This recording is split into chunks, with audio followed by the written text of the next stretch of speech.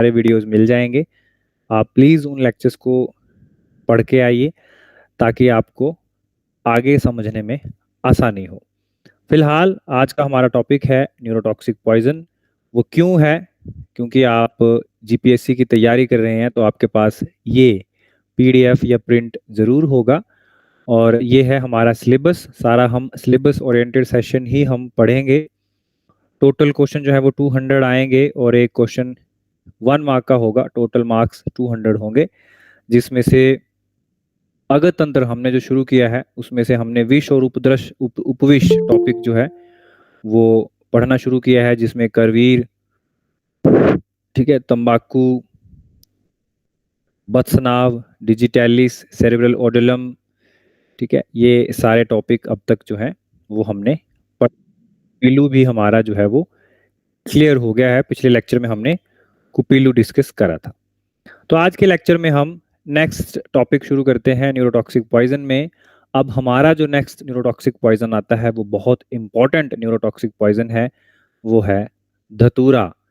इसके बारे में आपने थोड़ा सा यूजी में इसके बारे में अगर आपको डिटेल नहीं पता होगी तो 2-3 चीजें आपको क्लियर कट पता होंगी कि इससे जो है वो मुंह सूख जाता है धतूरे से, धतूरा लेने से प्यूपिल डायलेट हो जाते हैं, या और कुछ भी याद नहीं होगा तो आपको 9 डेज ऑफ धतूरा जो है वो याद, एटलीस्ट आपको इतना सा पता होगा कि 9 डेज जो है वो धतूरा से रिलेटेड है। ठीक है, तो इसको अब हम डिटेल में पढ़ेंगे कि क्या है धतूरा।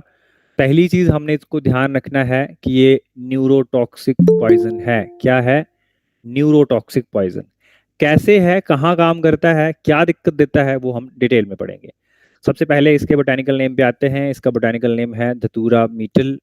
ठीक है, एक और वैरायटी हम पढ़ के आए हैं द्रव्यगुण में, धतूरा स्ट्रोमेंशियम भी कई लोग पढ़ते हैं, लेकिन हमने यहाँ पर धतूरा मीटल ध्यान रखना है। फैमिली है सोलिनेसी, वही फैमिली जो तंबाकू की है, ताम्रपर्ण की है। संस्कृत की नाम अगर हम इस पे आए तो इसका एक फेमस नाम है कनक, जिसके नाम पे है कनक आसव, है ना। हर जोड़ी, हर जो कड़ी है हम एक साथ जोड़ते जाएंगे और हमें हर चीज ध्यान में आती जाएगी कि ऐसा होता क्यों है। आयुर्वेद में बहुत सारे लोग हैं जो हमेशा एक ही सेंटेंस बोल देते हैं जब भी आपने डाउट पूछा होगा कि ऐसा क्यों है, तो आंसर आता है आप्त वचन है। पीछे की साइंस जो है वो आपको नहीं बताई जाती, तो हम थोड़ी कोशिश करेंगे पीछे की साइंस में घुसने की। तो नाम है इसका, पर्याय है कनक। कनक के नाम पे आता है कनक आसव, जिसका रोग अधिकार श्वासकास रोग होता है। खांसी में हम पेशेंट को कनक आसव देते हैं। स्पेसिफिकली जो कफ के साथ खांसी होती है उसमें हम पेशेंट को देते हैं। क्यों देते हैं? क्योंकि ये कफ को सुखा देता है, कफ को सुखा देता है, कफनाशक होता है। ठीक है, जितने भी सिक्रीशंस हमारे पास शरीर में, एक्सेसिव सिक्रीशन, रेस्पिरेटरी सिस्टम की सिक्रीशंस, ठीक है, गट की सिक्रीशंस, उनको ये सुखा देता है। इसीलिए कनक आसव या कनक अरिष्ट, है ना, कनक आसव स्पेसिफिकली जो है वो श्वासकास में यूज किया जाता है। इसके दूसरे पर्याय हैं उन्मत्त, क्योंकि इसका सेवन करने से थोड़ा उन्माद जैसा फीचर सबको आता है। ठीक है, मातुल थोड़ा सा मदकारी होता है। शिव प्रिया, ऐसे माना जाता है कि शिव जी जो है उनके लिए ये बहुत प्रिय होता है। अंग्रेजी नाम है इसका थॉर्न एप्पल। क्यों कहा जाता है आप इसको देख लो, ये एप्पल की तरह फ्रूट है जिसमें बाहर थॉर्न यानी कांटे लगे हैं, इसीलिए इसका नाम है thorn apple. Type of poison में अगर हम आए तो ये तो हमें पता ही है कि ये न्यूरोटॉक्सिक कैटेगरी का है या न्यूरोटॉक्सिक पॉइजन है, इसीलिए आज हम इसको पढ़ रहे हैं। लेकिन न्यूरोटॉक्सिक में भी ये डेलीरियंट है, D for deliriant and D for dhatura, इसी से आपने पकड़ के रखना है। D for deliriant and D for dhatura, and deliriant means उन्मत्त और मातुल, जो थोड़ा सा डेलीरियम प्रोड्यूस करे, थोड़ा सा नशा उत्पन्न करे, ठीक है, थोड़ा सा मद उत्पन्न करे, उसको हम डेलीरियंट कहते हैं। तो ये डेलीरियंट है, लेकिन न्यूरोटॉक्सिक कैटेगरी का डेलीरियंट है। टॉक्सिक पार्ट, हम जनरली प्लांट के सारे ही पार्ट इसमें टॉक्सिक होते हैं, लेकिन इसमें स्पेसिफिकली ये आपको धतूरा, जो ये एप्पल थॉर्न जो आपको ये फ्रूट दिख रहा है और उस फ्रूट के अंदर जो ये काले काले बीज दिख रहे हैं, ये दो ही जो हैं वो ज्यादा टॉक्सिक आपको मिलेंगे। तो ऑल पार्ट टॉक्सिक है, लेकिन यहाँ पर आपको फ्रूट और सीड जो है वो ज्यादा टॉक्सिक मिलते हैं। अब हम आते हैं एक्टिव प्रिंसिपल। एक्टिव प्रिंसिपल में यहाँ पर बहुत ही फेमस दो ड्रग हमारे पास आते हैं। One is hyoscine and second is hyoscyamine और स्कोपोलामाइन। एक ही नाम है ये। हायोसिन बिल्कुल मिलते जुलते एक दूसरे के भाई बहन हैं। Hyoscine, हायोसिनामाइन, scopolamine. हायोसिन आप में से बहुत सारे रेजिडेंट मेडिकल ऑफिसर की तरह काम करते होंगे, ठीक है। बहुत सारे लोग इमरजेंसी में भी काम करते होंगे। आपने हायोसिन ब्यूटाइल ब्रोमाइड जो है वो ड्रग यूज किया होगा पेन एब्डोमेन में, ठीक है। उसको आप यूज करते हैं पेन एब्डोमेन में, है ना। हायोसिमैक्स भी आप ब्रांड नेम कई बार आता है, हायोसिमैक्स उसका इंजेक्शन है। पेन एब्डोमेन के लिए यूज किया जाता है। एंटीकोलिनर्जिक के लिए इसको यूज किया जाता है। क्यों किया जाता है उस पे हम आते हैं। हायोसिन एक इसमें केमिकल है, हायोसिन अमाइन है और स्कोपोलामाइन है। ये ज्यादा मात्रा में आपको धतूरा में मिलेंगे। और जो कम मात्रा में धतूरा में मिलता है वो है हमारे पास एट्रोपिन। एट्रोपिन बहुत इंपॉर्टेंट ड्रग है, बहुत इंपॉर्टेंट। अभी जो हरियाणा एएमओ जो बैच हमने किया उसमें इंटरव्यू में भी प्रश्न पूछा गया था ये, कि कौन सा ऐसा ड्रग है जो प्री ऑपरेटिव प्रोसीजर में यूज किया जाता है, तो वो था एट्रोपिन। क्यों? आप कभी भी ओटी से पहले जो प्री ऑपरेटिव प्रोसीजर होते हैं उसमें हम पेशेंट को एट्रोपिन देते हैं। क्यों देते हैं? क्योंकि ये जो सिक्रीशंस होती हैं, जो प्राणवह स्रोत का कफ होता है, जो सिक्रीशंस होती हैं उनको सुखा देता है, तो सर्जरी में जनरल एनेस्थीसिया के लिए आसानी हो जाती है। तो एट्रोपिन जो है वो धतूरा में बहुत ही ट्रेस अमाउंट में पाया जाता है, मतलब आप मिलेगा लेकिन कम अमाउंट में मिलेगा। यही एट्रोपिन जो है वो यूज किया जाता है जब आई की सर्जरी की जाती है, या फिर अगर आप फंडोस्कोपी भी करनी है तब भी आपको प्यूपिल जो है वो डायलेट चाहिए। तो प्यूपिल को डायलेट करने के लिए इसी एट्रोपिन आई ड्रॉप का प्रयोग किया जाता है। तो क्योंकि इसमें एट्रोपिन है और वो प्यूपिल को डायलेट करती है, ठीक है, क्योंकि हम आई ड्रॉप यूज कर रहे हैं, प्यूपिल को डायलेट करती है ना। यहीं से हम सब कुछ पकड़ लेंगे। तो एट्रोपिन जब टॉक्सिक अमाउंट में लिया जाएगा तो प्यूपिल डायलेट हो जाएगा। पिछले लेक्चर्स में भी आपको बताया हुआ है मैंने, प्यूपिल अगर डायलेट हो जाएगा, अगर पुतली बिल्कुल डायलेट हो जाएगी तो आंखों में लाइट ज्यादा आएगी। लाइट ज्यादा आने से ब्लर्ड विजन हो जाएगा, डिप्लोपिया हो जाता है। दूसरी बात आते हैं हायोसिन पे या उसके भाई हायोसिनामाइन पे या फिर स्कोपोलामाइन पे। तो ये तीनों काम क्या करेंगे? हमारी गट मूवमेंट को, पेरिस्टाल्सिस को रोक देंगे, सिक्रीशंस को सुखा देंगे, जिससे हमारा मुंह सूख जाएगा, स्किन सूख जाएगी, बिल्कुल जो है रफनेस, रूक्षता जो है वो शरीर में उत्पन्न हो जाएगी। ये हम आगे क्लिनिकल फीचर्स में भी पढ़ेंगे। तो क्यों हो रहा है, कैसे हो रहा है, सब आपको पता होना चाहिए, क्योंकि आपका मकसद सिर्फ एक एग्जाम क्वालिफाई करना नहीं है। आपका मकसद जो है वो 50% जो वेटेज है यहाँ पर एमसीक्यू पेपर का है और 50% वेटेज जो है वो इंटरव्यू का है। तो इंटरव्यू के लिए बाद में अलग से क्लासेस भी चलाएंगे, लेकिन साथ साथ में दोनों चीजों की आपकी तैयारी होनी चाहिए। नॉलेज आपको हर चीज का होना चाहिए, तभी इंटरव्यू क्वालिफाई होगा। अब हम आते हैं इस पे। ये जो फ्रूट है हमारे पास जिसको थॉर्न एप्पल बोलते हैं, उसको आप काटोगे तो आपको इसमें लगभग 500 के आसपास जो है वो सीड मिलेंगे। कितने मिलेंगे? 500 के आसपास सीड मिलेंगे। लेकिन उन सीड्स में से 75 से 150 सीड्स ही जो है, उतनी सी भी डोज अगर आपने किसी ने ले ली, क्योंकि बहुत छोटे सीड है, ये कुचला की तरह नहीं है कि एक सीड ने आपको कुचल दिया, पहले आपने सीड को कुचला फिर सीड ने आपको कुचल दिया। वो हमने पढ़ा हुआ है पिछले लेक्चर में। यहाँ पर जो है टोटल सीड जो है वो 500 है। उसी 500 को आपने 5 को पकड़ के रखना है, फिर 75 और 150 सीड जो है वो इसकी फेटल डोज है। इतना आपने याद रखना है। और अब हम आते हैं मोड ऑफ एक्शन पे। तो इसमें जो है, जैसे कि आपको मैंने पहले भी बता दिया कि हायोसिन और एट्रोपिन जो होते हैं वो दोनों यूज किए जाते हैं। एट्रोपिन जो है वो कार्डियक अरेस्ट में भी आप यूज करते हो, ब्रेडिकार्डिया ये जो है उसको ठीक करता है, force of contraction of heart ये उसको बढ़ा देता है। हायोसिन और एट्रोपिन क्या करते हैं, इनका ब्लॉकिंग एक्शन होता है एसिटाइल कोलिन रिसेप्टर पे। मैंने आपको पिछले लेक्चर में भी पढ़ाया था कि दो तरह के न्यूरोट्रांसमीटर होते हैं। एक वो होते हैं जो काम को करते हैं, जैसे मसल्स को काम करने लगाएंगे। एक वो होते हैं जो ब्रेक लगाते हैं, ग्लाइसिन उनमें से एक है। जो हमने पिछला पढ़ा था कुचला, वो ग्लाइसिन रिसेप्टर को ब्लॉक कर देता है। वैसे ही हमारे एसिटाइल कोलिन रिसेप्टर होते हैं और डोपामिन रिसेप्टर होते हैं जो काम को करते हैं। तो एसिटाइल कोलिन रिसेप्टर को हायोसिन या एट्रोपिन दोनों ही ब्लॉक कर देते हैं, विच प्रोड्यूसेस सिंपैथोमाइमेटिक, ठीक है, सिंपैथोमिमिक और पैरासिम्पैथोलिटिक एक्शन। यानी सिंपैथेटिक जो एक्टिविटी होती है वो बढ़ जाती है और पैरासिम्पैथेटिक एक्टिविटी खत्म हो जाती है। है ना, सिंपैथेटिक जो हमारी एक्शन होता है उसका मतलब होता है कि गट मूवमेंट को कम कर दो, सिक्रीशंस को सुखा दो, है ना, बिल्कुल तैयार करो फाइट एंड फ्लाइट के लिए।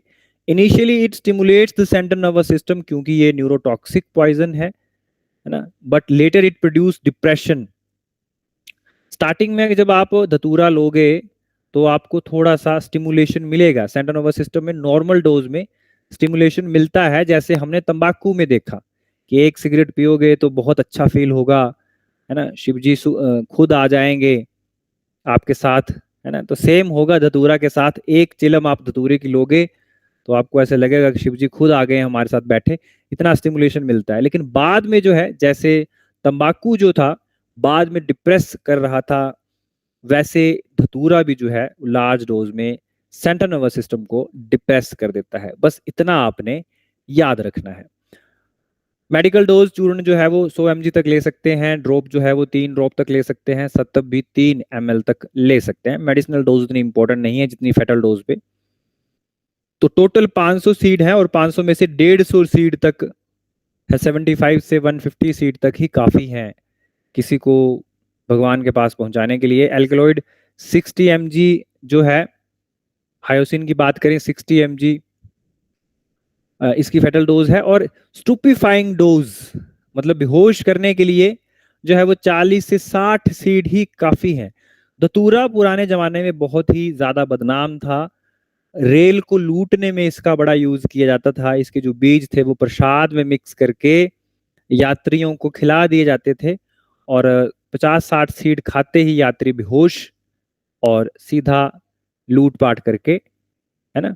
तो ये यूज किया जाता था। फेटल पीरियड जो है वो एक दिन आपने याद रखना है। मैंने आपको एक ही फ्रूट दिखाया है तो आपने एक ही दिन तक याद रखना है कि एक ही फ्रूट काफी है एक दिन में आपको भगवान तक पहुंचाने के लिए। अब हम आते हैं क्लिनिकल मैनिफेस्टेशंस पर। तो आप 9 डीज से याद रख सकते हो इसको, पहले से बढ़ाने को तो डीज अब आजकल 11 डी हो गए हैं, लेकिन आपको 9 डीज भी काफी है। डायरेक्ट क्वेश्चन ये भी आ जाता है कि 9 डीज जो है वो किसके साथ लिंक है, तो धतूरा के साथ। सबसे पहले डी पे हम आते हैं, dryness of mouth and throat. तो क्यों आ रहा है, क्योंकि एक्सेसिव सिक्रेशन को हमारा एट्रोपिन जो है वो सुखा दे रहा है, तो हमारा मुंह सूख जाएगा, मुंह सूख जाएगा, गला सूख जाएगा। जब गला सूख जाएगा तो बोला नहीं जाएगा, निगला नहीं जाएगा, ठीक है, बोला नहीं जाएगा, difficulty in talking, dysarthria, dysphagia, निगला नहीं जाएगा, गले में दर्द होगी, सूखा गला, डायलेशन ऑफ प्यूपिल एट्रोपिन की वजह से, है ना। कई बार ऐसे हम बोलते हैं कि जैसे कोई अगर हमारा दोस्त कोई भांग के पकोड़े खा के आए या धतूरा उसमें कभी नशा किया हो तो उसकी प्यूपिल जो होते हैं वो डायलेट हो जाते हैं। तो नॉर्मली ऐसे बोला भी जाता है कि तेरी प्यूपिल क्यों इतने डायलेट हो गए हैं, तूने धतूरा खाया है क्या। तो वो यहाँ से आता है कि dilation of pupil, this is due to atropine.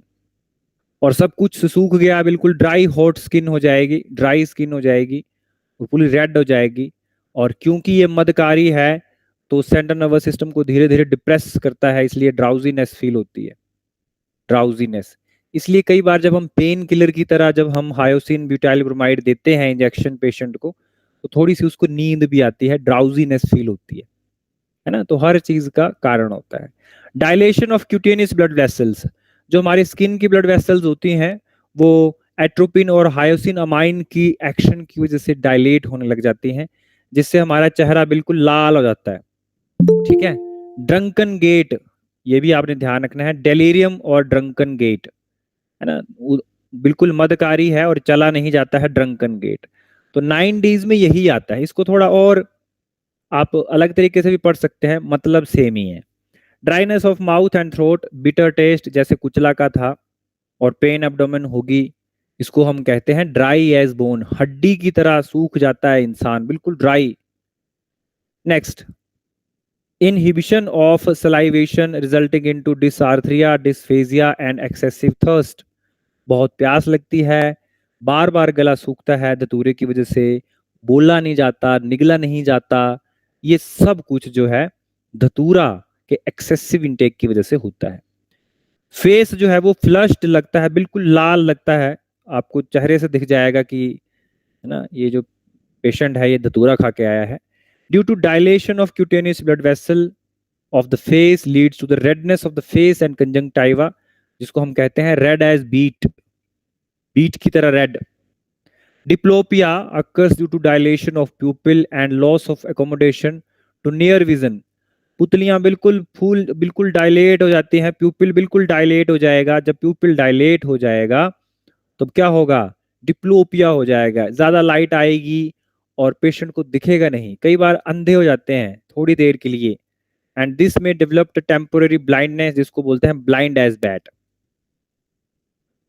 Dry and hot skin due to stimulation of heat regulating centre, है ना, एट्रोपिन और स्कोपोलामाइन क्या करते हैं, हीट रेगुलेशन सेंटर जो सीएनएस में हमारे होते हैं उसको थोड़ा चेंज कर देते हैं, थोड़ा सा स्टिमुलेट करते हैं, जिससे जिससे हमारे स्वेद व स्रोतस ब्लॉक हो जाते हैं, पसीना नहीं आता, पसीना नहीं आता, तो उसकी वजह से हमारी स्किन जो है वो बहुत ही ज़्यादा हॉट हो जाती है और ड्राई हो जाती है।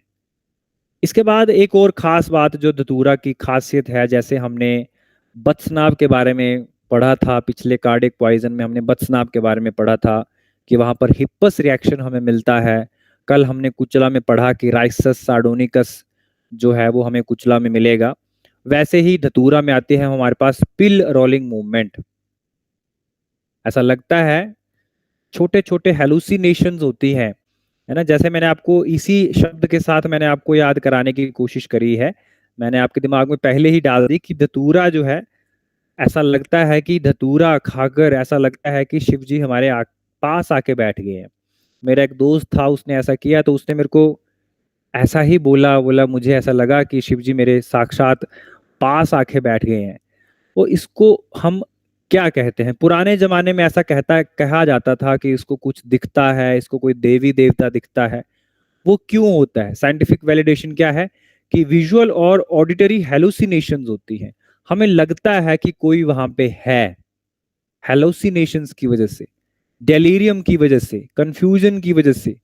और टिपिकल पिल रोलिंग मूवमेंट होता है, उंगलियों से ऐसे बार बार ऐसा लगता है कि कैप्सूल जो है वो पकड़े हैं, उसको पिल को रोल कर जा रहे हैं, है ना, ऐसे हमें लगता है। Patient try to run away from his bed unable to recognise relative and friend, this is also known as mad as wet hen. तो ये क्योंकि इसका प्रभाव जो है वो मदकारी है धतूरा का, तो ये हमें उसमें क्लिनिकली दिखता है। इसके अलावा ड्रंकन गेट, गिडिनेस, रेस्टलेसनेस, गेट जो है वो पेशेंट की चाल जो है वो ऐसा लगता है कि नशेड़ी है, चल के आ रहा है, वॉमिटिंग होगी। और सीएनएस डिप्रेशन होने की वजह से पेशेंट जो है वो कोमा में चला जाएगा, अगेन सीएनएस डिप्रेशन होने की वजह से। और डेथ जो है वो रेस्पिरेटरी फेलियर की वजह से भी हो सकती है।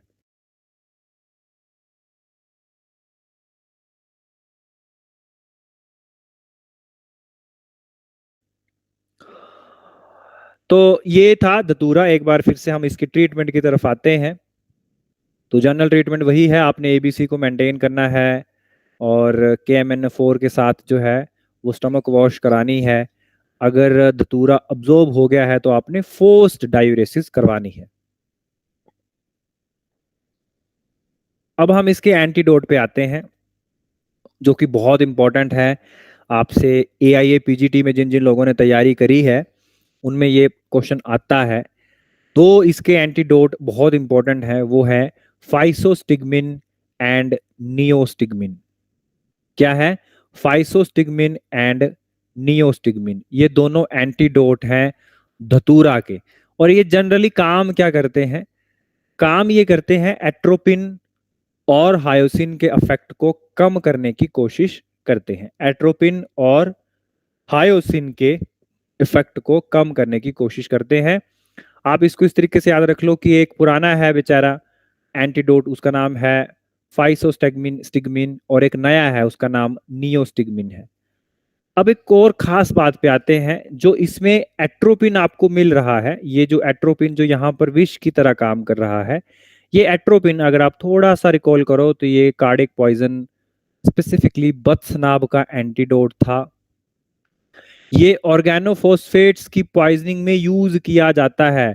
उस प्रोसेस को हम कहते हैं एट्रोपिनाइजेशन। जो लोग आईसीयू मैनेजमेंट में काम करते हैं उनको ये बात बिल्कुल पता होगी। जो लोग नहीं करते हैं उनको सिर्फ इतनी सी बात याद रखनी है कि जो एग्रीकल्चरल पॉइजन होते हैं, कि जैसे बहुत सारे लोग ऐसे करते हैं कि पापा अगर आपने मुझे आईफोन नहीं दिलाया तो मैं दवाई पी लूंगा, है ना। जो इंसेक्टिसाइड पॉइजनिंग होती है वो उसको हम ऑर्गेनोफॉस्फेट्स की कैटेगरी में रखते हैं, और उसका एंटीडोट होता है एट्रोपिन। ये पॉइंट आपने थोड़ा सा नोट कर लेना है इंटरव्यू पॉइंट ऑफ व्यू से। और इसके अलावा आयुर्वेद में बृंताक फल बीज रसपान आपको इतना सा ध्यान रखना है। बृंताक बैंगन भी आप याद रख सकते हो, और बैंगन की फैमिली भी सोलिनेसी है और धतूरा की भी सोलिनेसी है, बस इतना आपने याद रखना है। बाकी इसमें कुछ और भी बताए हैं जो कि संहिताओं में मेंशन नहीं है, जैसे नींबू सोरस और जीरक, तो ये आप इस तरीके से भी याद रख सकते हो कि नशा उतारने के लिए जो है वो नींबू पानी पिया जाता है, नींबू का यूज किया जाता है, ठीक है।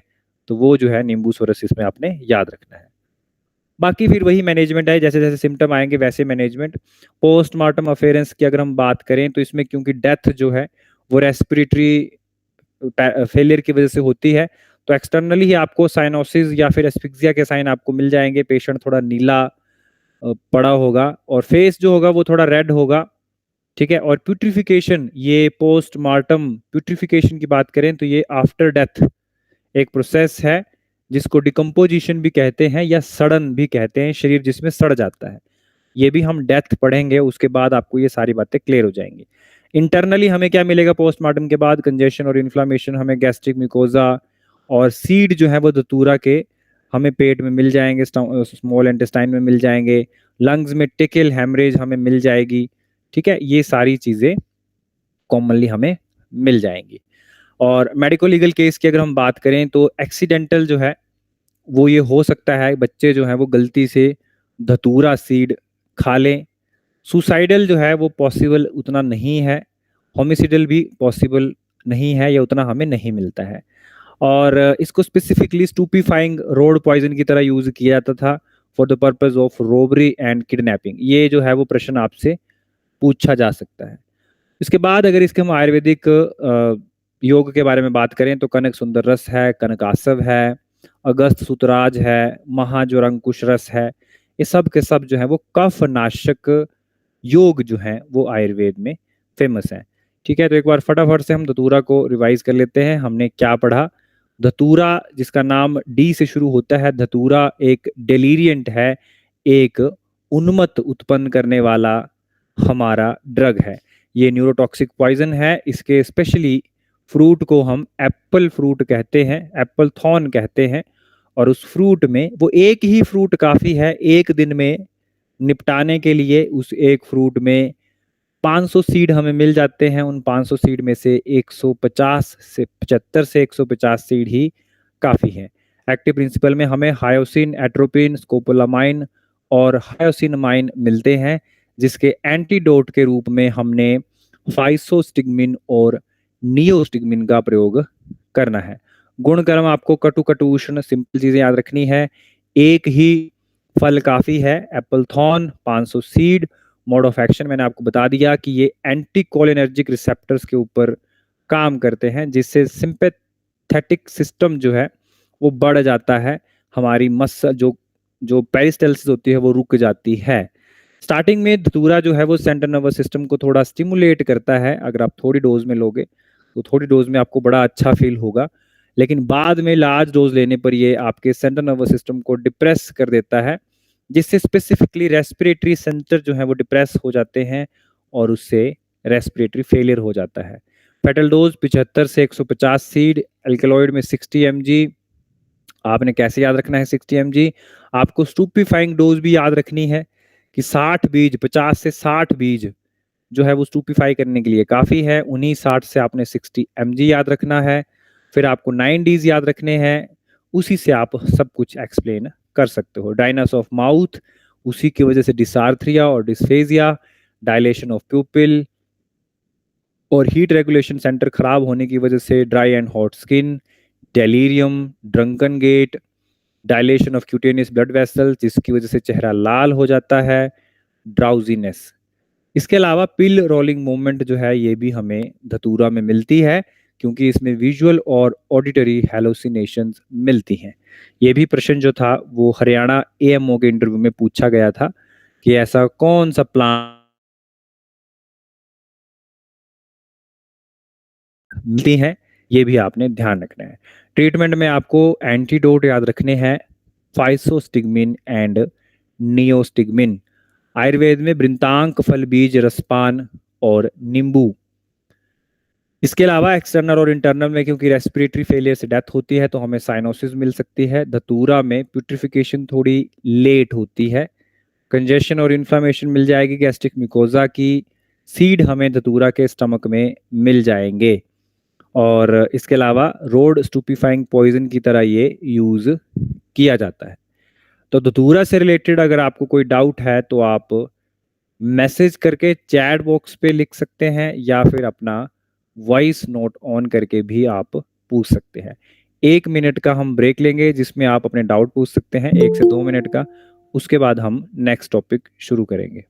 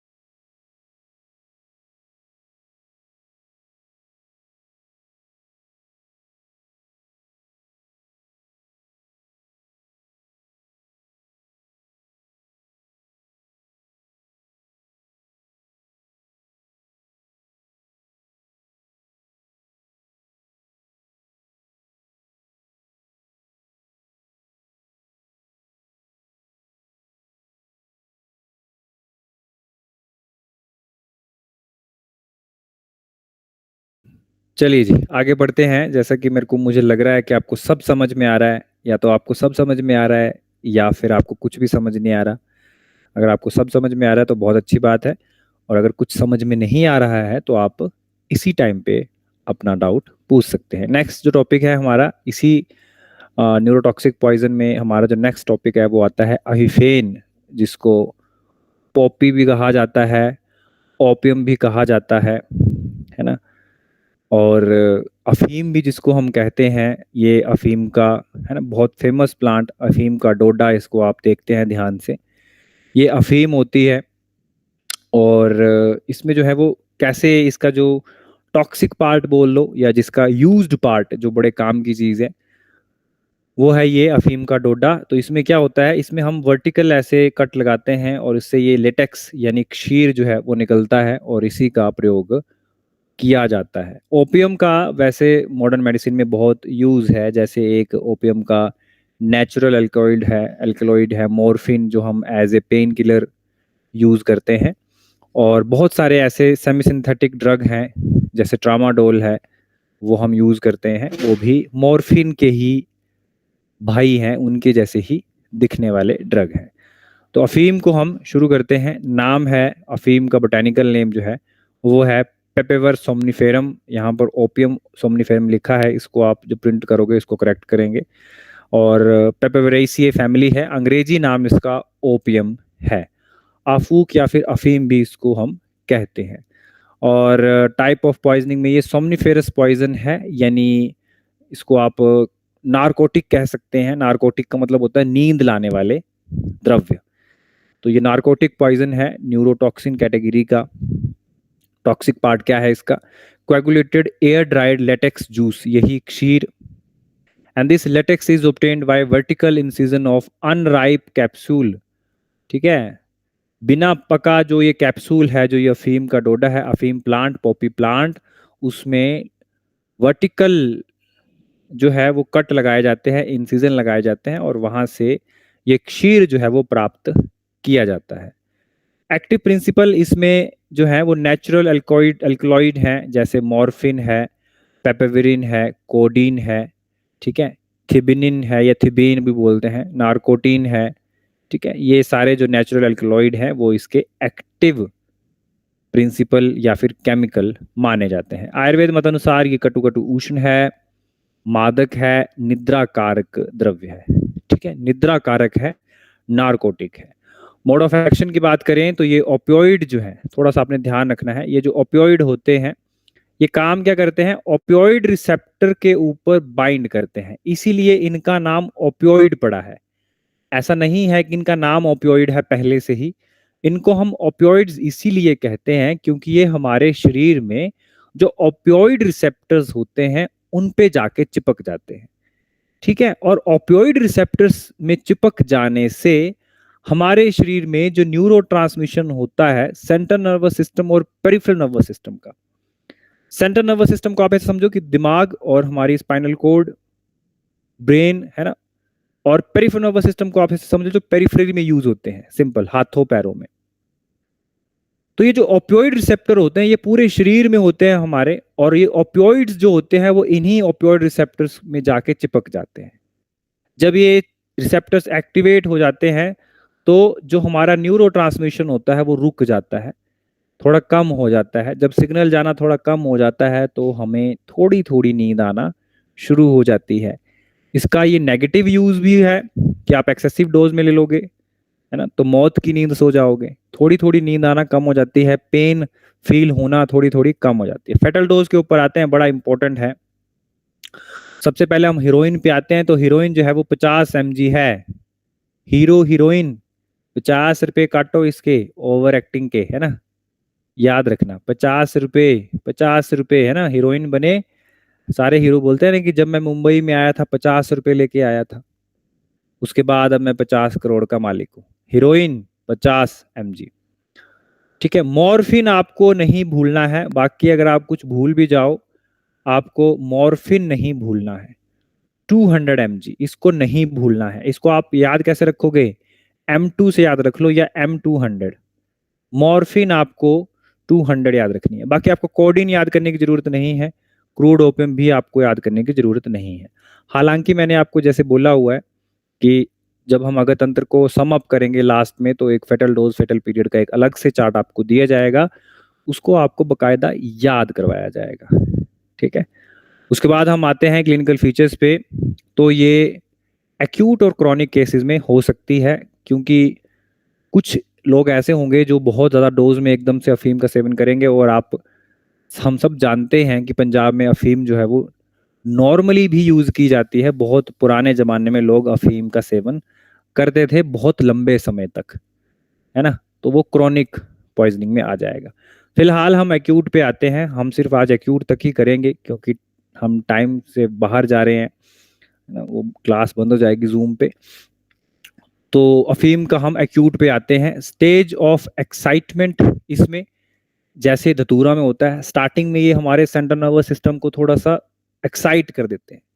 फिर आता है स्टेज ऑफ स्ट्यूपर, थोड़ा सा ड्राउजी फील होगा। स्ट्यूपर, स्टूपिफाइंग डोज ऑफ धतूरा, आप में से कोई अगर चैट बॉक्स पे लिख के बता देगा कि स्टूपिफाइंग डोज ऑफ धतूरा कितनी है, तो स्टेज ऑफ स्ट्यूपर इसमें आती है। और तीसरी आती है स्टेज ऑफ नारकोसिस। नारकोसिस का मतलब बेड़ा गर्क, खत्म कहानी, कोमा, कोमा की तरफ जाने वाली स्टेज। तीन तरह की स्टेज है। स्टेज ऑफ एक्साइटमेंट में ये बहुत ही छोटी सी स्टेज होती है, ये वो स्टेज है जिसके लिए अफीम ली जाती है, और अगर आप थोड़े अमाउंट में लोगे तो ये स्टेज आपको फील होगी। जैसे शराब वो पहली एक्साइटमेंट वाली स्टेज के लिए ली जाती है, तो अगर आप थोड़ी सी शराब पियोगे तो एक्साइटमेंट होगी, लेकिन अगर लार्ज डोज में ये अगर ली जाएगी तो ये एक्साइटमेंट वाली स्टेज खत्म, ये आएगी ही नहीं। ठीक है, ये आएगी ही नहीं। बिल्कुल सही आंसर है डॉक्टर साक्षी कि जो स्टूपिफाइंग डोज है हमारे धतूरा की वो 40 से 60 सीड्स है। Euphoria, sense of well being, बहुत अच्छा फील होता है, रिलैक्सेशन फ्रॉम एंजाइटी और लाउड लाफ्टर, है ना, टॉकेटिवलेसनेस, हेलोसिनेशन, मेंटल एक्साइटमेंट, बहुत अच्छा फील होता है। टैकिकार्डिया, फेस जो होगा बिल्कुल लाल हो जाएगा, बहुत खुशी चेहरे पे छाई जाएगी, एक्साइटमेंट फील होगी जब ओपियम की, एक्यूट ओपियम की जब थोड़ा सा डोज उसका लिया जाएगा तो स्टेज ऑफ एक्साइटमेंट में जब हम पहुंचते हैं तो ऐसा फील होता है। लेकिन अगर इसके बाद भी हम नहीं रुके और अफीम खाते गए तो स्टेज ऑफ स्टूपर शुरू हो जाएगी। आप इसको थोड़ा थोड़ा शराब के साथ भी कोरिलेट कर सकते हैं, होता सब कुछ सेम ही है। आपने 4 पैक लगाए तो आपको एक्साइटमेंट फील होगी, 4 से 8 में चले गए तो nausea, vomiting, weakness, giddiness, headache, heaviness in the limb और इंटेंस टेंडेंसी टू स्लीप, क्योंकि ये मदकारी है, नींद प्रोड्यूस करने वाला ड्रग है। ठीक है, और इसके अलावा प्यूपिल जो है यहाँ पर कंस्ट्रिक्ट हो जाते हैं, ये चीज बहुत इंपॉर्टेंट है। प्यूपिल प्यूपिल जो है वो कंस्ट्रिक्ट कर देता है ओपियम पहली स्टेज पे, है ना, पहली के बाद दूसरी स्टेज में प्यूपिल जो है वो उनको कंस्ट्रिक्ट कर देता है, लिप्स जो है वो थोड़े नीले पड़ जाते हैं। स्टेज ऑफ नार्कोसिस में डीप स्लीप, ठीक है, नार्कोसिस का मतलब क्या हो गया, खत्म कहानी, डीप स्लीप और कोमा, जिससे पेशेंट जो है वो वापस नहीं आ सकता। मसल सारी रिलैक्स हो जाती हैं, ठीक है, स्किन जो है वो बिल्कुल ठंडी पड़ जाती है, बहुत ज़्यादा पसीना आता है, बीपी फॉल कर जाता है, ठंडा हो जाता है पूरा शरीर, वीकनेस, पल्स बहुत फीबल हो जाती है, सांस लेने में बहुत दिक्कत आती है। ठीक है, and terminal stage is characterised by pink froth from the mouth, pink colour का झाग जो है वो लेटर ऑन लास्ट स्टेज में यहाँ से निकलता है। Slow and irregular pulse, Cheyne Stokes respiration, इसके बारे में आप फाइनल ईयर में भी पढ़ के आए होंगे, सांस लेने में बहुत दिक्कत होती है। डीप कोमा एंड डेथ, और यहाँ पर जो डेथ का जो कॉज है वो कार्डियो रेस्पिरेटरी अरेस्ट है, कार्डियो रेस्पिरेटरी अरेस्ट, यानी कार्डियोवास्कुलर सिस्टम भी बंद हो जाता है और रेस्पिरेटरी सिस्टम भी बंद हो जाता है। फिलहाल धतूरा, हम इतना धतूरा के बाद अफीम जो है हम इतना सा डिस्कस करते हैं जितना सा आपके दिमाग में घुस पाए।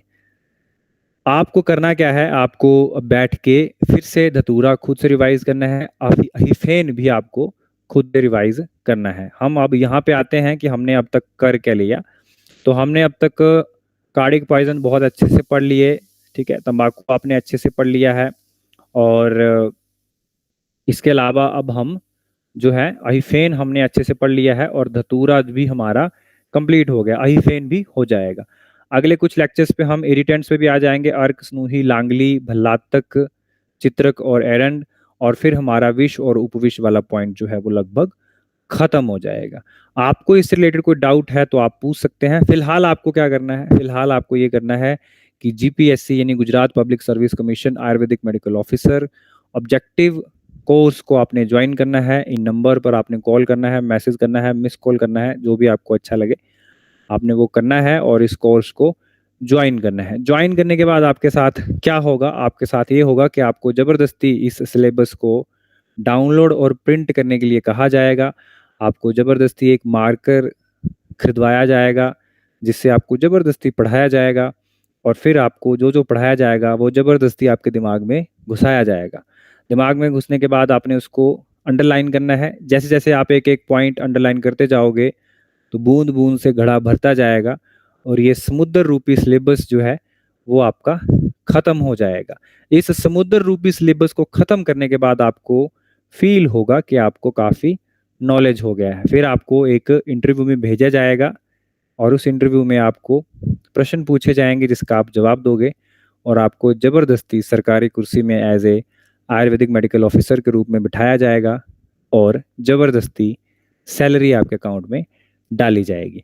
आज के टॉपिक से रिलेटेड अगर आपको कोई डाउट है तो आप पूछ सकते हैं।